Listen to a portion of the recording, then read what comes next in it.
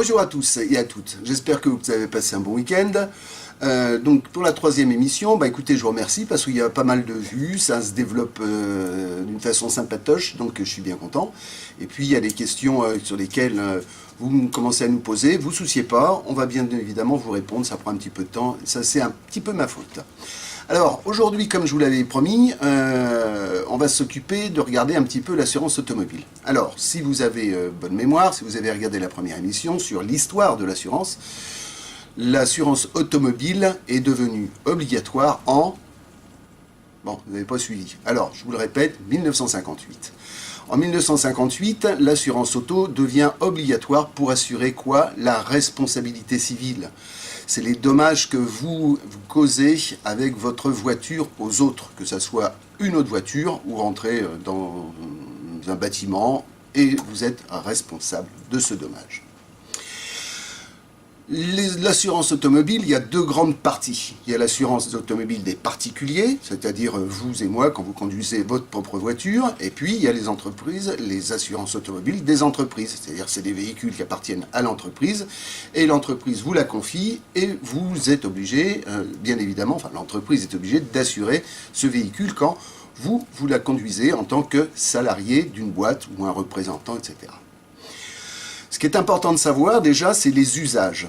L'usage que l'on fait d'une voiture. Alors, il y en a plusieurs, et ça doit être hyper bien défini dans vos contrats. Soit vous êtes un salarié, soit vous êtes un ecclésiastique, soit vous êtes un représentant, soit vous êtes bien évidemment une entreprise, et les usages sont différents.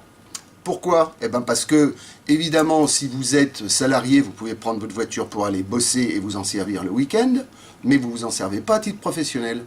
Et puis, si vous êtes représentant, eh bien là, l'usage, il doit être considéré en tout déplacement parce que vous vous servez de votre voiture pour aller bosser.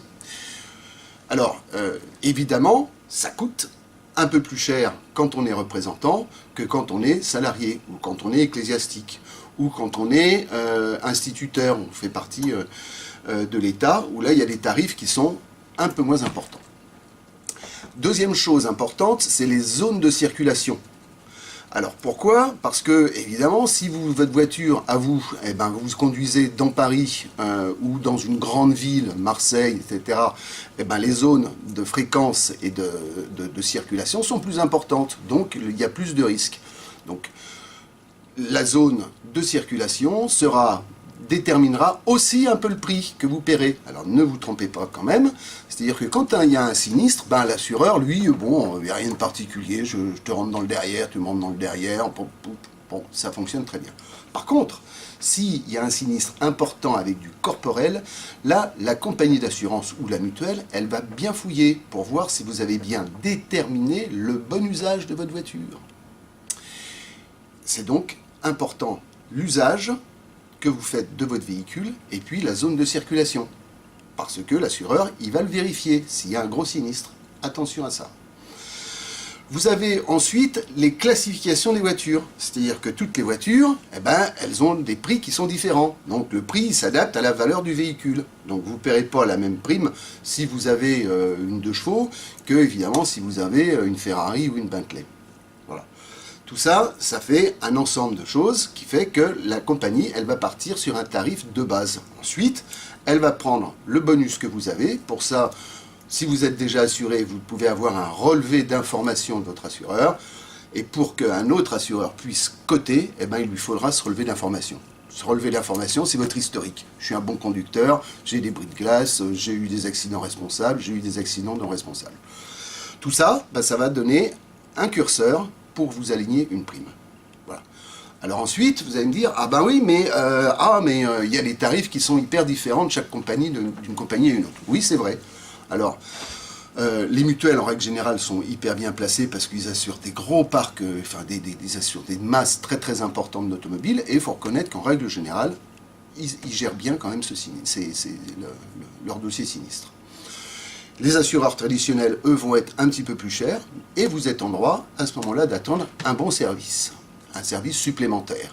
Le service supplémentaire, c'est de dire, moi, je veux tout de suite avoir quelqu'un au téléphone, plutôt que passer sur des plateformes, taper 12, taper 25, taper 8, taper machin. Bon, ça, après, c'est chacun voit midi à sa porte. Moi, personnellement, je préfère que les gens ils aient un contact direct.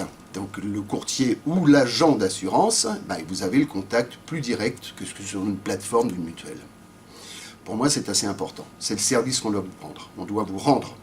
Pareil, si vous êtes assuré via une banque, vous pouvez tomber aussi des fois sur des plateaux. Moi, je dis personnellement, à chacun son métier. Les banquiers, c'est les bons, ils savent ce y faire avec l'argent. L'assureur, il sait ce qu'il fait avec son assurance. Cumuler les choses, je ne sais pas si c'est véritablement excellent. Bon. Ensuite, maintenant, je vais vous parler des garanties. Donc, ce qui est obligatoire, vous achetez une voiture, la garantie obligatoire, la responsabilité civile. Vous ne pouvez pas vous en passer, c'est interdit. Alors, c'est pour ça que vous avez une petite carte verte. Cette carte verte, vous mettez le papillon dans votre pare-brise, et puis voilà, après vous pouvez circuler. Ces garanties, après, il y a la responsabilité civile, et puis derrière, vous mettez, si vous le voulez, parce que là, vous n'êtes plus obligé, le vol, l'incendie, le bris de glace et la garantie tout risque, qu'on va appeler la tout risque, tout simplement.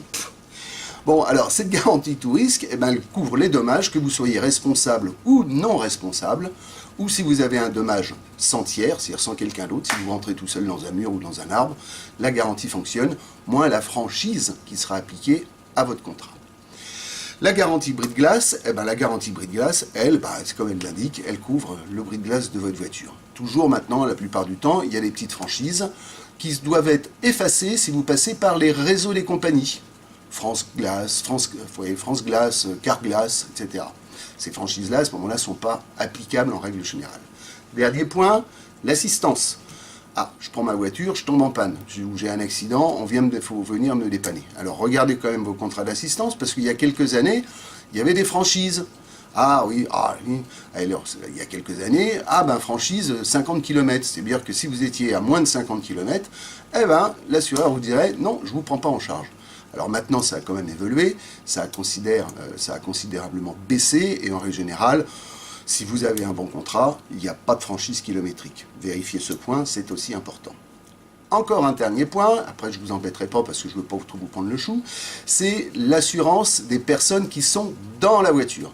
Sachez une chose, c'est incroyable, mais la seule personne qui n'est pas couverte dans le véhicule, en accident corporel, c'est le conducteur. Toutes les personnes qui montent avec vous sont couvertes, attention, sont couvertes, si votre voiture elle est marquée 5 places, si vous êtes à 7 dedans, pas bon. Donc vérifiez bien ça, vérifiez aussi ce point-là, c'est assez important. Voilà, alors les personnes transportées, oui, la seule personne qui n'est pas couverte, c'est vous qui conduisez. Les autres sont assurés. Alors, dans les contrats d'assurance, il y a un poste qui garantit la personne qui conduit. Vérifiez-le aussi, c'est assez important, mais sachez que ce n'est pas obligatoire. Dernier point, l'assurance des marchandises qui sont transportées. Ah, oui, parce qu'il y a vos bagages, il y a ceci, il y a cela, il y a votre autoradio, il y a les effets, ce qui s'appelle les effets et les objets accessoires. Vérifiez aussi dans votre contrat s'ils sont bien couverts avec le vol du véhicule ou sans le vol du véhicule. Parce que certaines compagnies garantissent le vol des effets et objets accessoires avec le véhicule. Ce qui fait que si quelqu'un pète un carreau et pique juste le sac de madame, l'assureur peut vous dire « Ah non, je ne vais pas vous couvrir. » Bon, donc vérifiez-le. Les compagnies, d'un côté, c'est-à-dire AXA, je vous ai déjà dit tous les noms des compagnies, MMA, Allianz, Generali, etc. La plupart des compagnies ont un risque automobile. Certaines n'en garantissent pas. Ou certaines vont garantir uniquement mais des très gros parcs, avec des garanties spécifiques pour les entreprises. Ça, je vous expliquerai lors d'une prochaine émission. Pensez donc à votre service après-vente, donc ça c'est hyper important sur ce que je vous ai dit, parce que vous voyez une prime, tout le monde cherche la moins chère, j'ai 2 mois gratuits, je suis... D'accord. C'est secondaire, à la limite. Pourquoi? Parce que l'important c'est d'avoir un assureur qui soit réactif. Et si vous avez un bon produit, et si vous avez un assureur derrière qui vous assure correctement, s'il est un peu trop cher, à ce moment-là, vous pouvez toujours essayer de lui demander de regarder un petit peu la prime, regarder un petit peu le marché qui est à droite à gauche, mais n'allez pas systématiquement au moins cher. Regardez, comparez. Si vous voulez comparer, vous pouvez faire des devis, puis vous pouvez nous les adresser. on vous dira comment faire. Dernier point, l'IDA. Alors c'est quoi? Ça, c'est quand il y a un sinistre, l'indemnisation des assurés. Voilà. Alors ça, l'IDA, il y a un coût moyen. Alors le coût moyen d'un sinistre en France, il est réévalué chaque année, et cette année, il est de 1420 €, quelque chose comme ça à peu près. Ça veut dire quoi? Ça veut dire qu'entre 1 euro et 30 et quelques mille euros, les assureurs s'envoient en permanence ces 1820 €. Entre 1 et 40. Si c'est 0, alors on va rien. Si il y a un sinistre qui est supérieur au dépassement de l'IDA, c'est-à-dire 40 et quelques mille euros, la compagnie paye en coût réel. Sinon, ils s'envoient tous en permanence ces 1400 et quelques euros. Alors, la plupart des assureurs adhèrent à cette convention. Il y en a quelques-uns qui n'y adhèrent pas et qui payent au coût réel. Ils préfèrent faire comme ça. Bon, c'est chacun dans leur disposition et leur convention. Voilà, j'espère que je ne vous ai pas trop embêté. Merci encore de me suivre de plus en plus, et c'est hyper sympa, parce que encore une fois, merci, puis j'ai des retours qui sont positifs. S'il y a des trucs que vous ne comprenez pas, revenez vers moi, je vous les expliquerai lors des émissions suivantes. Prochaine émission, le prix de l'assurance, les écueils, la distribution. Et puis je rentrerai un petit peu dans les détails de l'assurance habitation. Un petit peu plus pour que vous cerniez bien les petits problèmes qu'il peut y avoir et auxquels vous pouvez être confronté en fonction toujours des déclarations que vous allez faire à un assureur. Voilà, je vous remercie encore, je vous souhaite passer une bonne semaine, bien rigoler, le week-end prochain aussi, j'espère qu'il fera beau, comme il l'a fait jusque le week-end dernier aussi, c'était cool. Donc merci beaucoup, à bientôt, et n'oubliez pas, je l'ai eu un jour, je l'ai eu. Ciao ciao.